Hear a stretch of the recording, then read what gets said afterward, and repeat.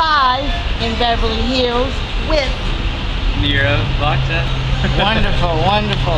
How are you today? I'm doing fantastic. How are you? Oh, I'm fantastic. You know, it's a lovely summer July afternoon, you know? Yeah. So I want to know about the early beginnings of your career where you did ad work for major brands such as Minute Maid. What did that teach you? And how did that help you? How did that help you to achieve, you know, the other aspects of your career? Okay. Yeah, you know, back in Texas, it's a lot of like ad and print ads and stuff. And, Right. It really teaches you, I guess, with print work. You know, in film work, you're using your entire body, your emotion, and all that. What ad work and print work did for me was it really helped me kind of focus on expressions, body language, and that transition from, you know, this quote-unquote commercial modeling and making that transition into film acting. It was a plus for me because I understood my body more, I understood my face more, if that makes sense. Yeah, that makes sense. That makes sense. So, like I said, you have countless other stuff that you do, modeling, photography, countless other things. Yeah. But then you take on something that is like outside of that whole realm, and it's architecture. Tell me a little bit about that and why you just didn't stick with that and you went with modeling, acting, and photography. Well, this is the thing. I tell everyone on my team knows this, that first off, I'm an artist. Okay.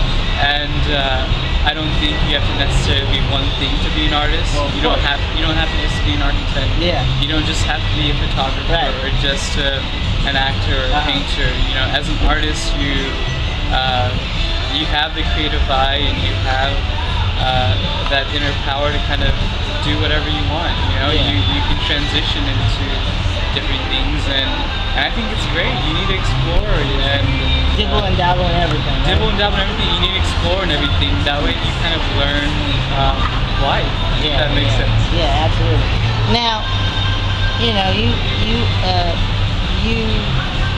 have a lot of different charities you support and causes. Tell me a little bit about the Habitat for Humanity and the other one, which is Goodwill, and tie that all into the school that you the school that's in India for the deaf and blind. Yeah, sure. Habitat for Humanity happened through architecture. I studied architecture for 4 years. I have a bachelor's degree in architecture, so that started from that. Just seeing that there's people out there that need help. You know, people with families that need help and they don't have homes or shelter. And what Habitat for Humanity does is, you know, we all go out there with our hammers and tools and we make homes for people. Yeah, we get down and dirty and make homes for people.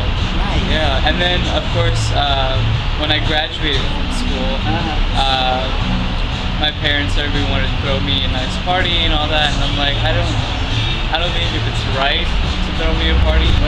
So what we ended up doing was whatever it would have cost to, you know, celebrate my graduation.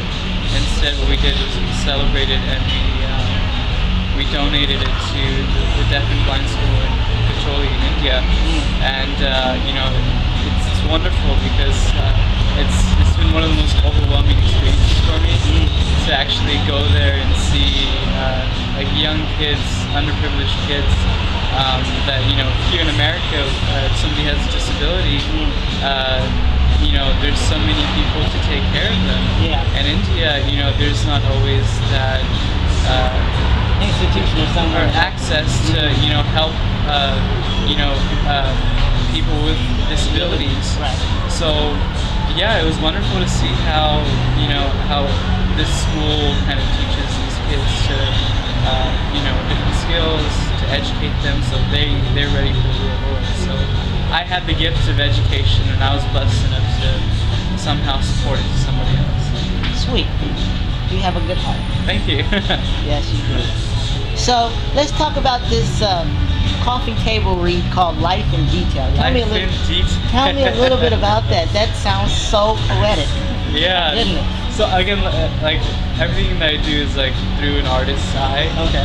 So Life in Detail is something wacky that I've been doing for a long time. Something for myself. Okay. Like for example, this table, the reflection on the table, I would definitely take a picture of it and I would just keep it for myself. Right. It's just it's something that we overlook. Like we walk down the street and we don't notice like shadows or cast, these beautiful patterns on the sidewalk. We just kind of walk past. So this is what Life in Details is to kind of use my creative eye and hopefully I can inspire somebody or help an artist, see something differently, or I don't know. It's just my little pet project that I. Well, it seems to be working in your favor. Hopefully, yeah. In your favor. Yeah. Now, what is the motto that you live by? How did I live by? Yeah. Oh God. Take your time. Faith over fear.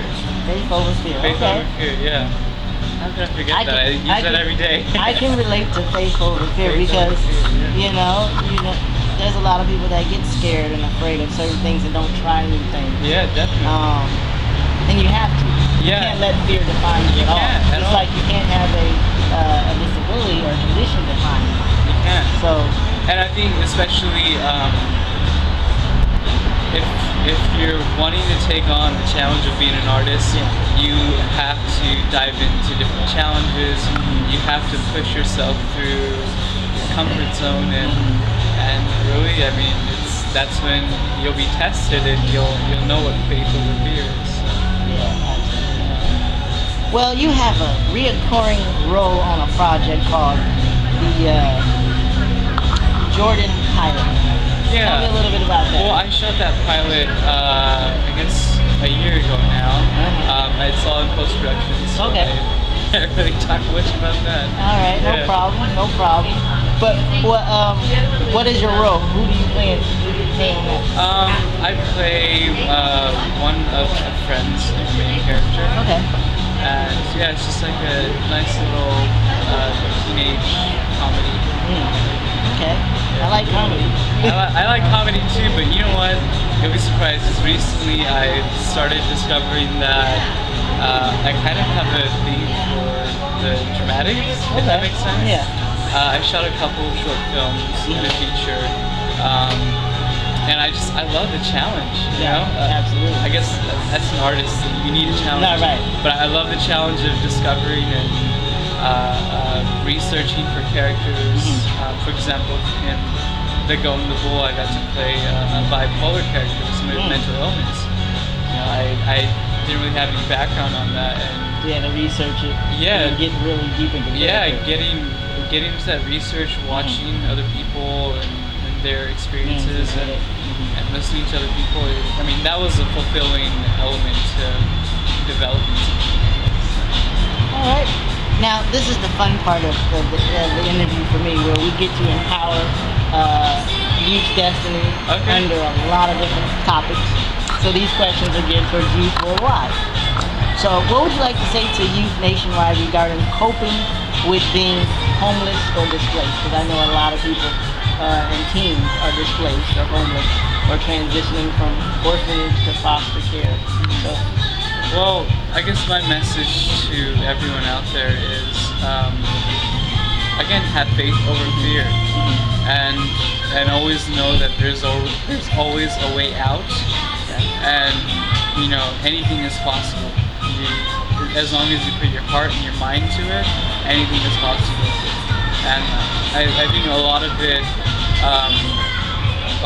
is just having speaking your positive affirmations every day. Visualizing your dreams and your goals, and I think that's where things start to become a reality. If you start visualizing it, if you start saying it, speaking as it is happening, it's gonna happen. So you have to stay positive and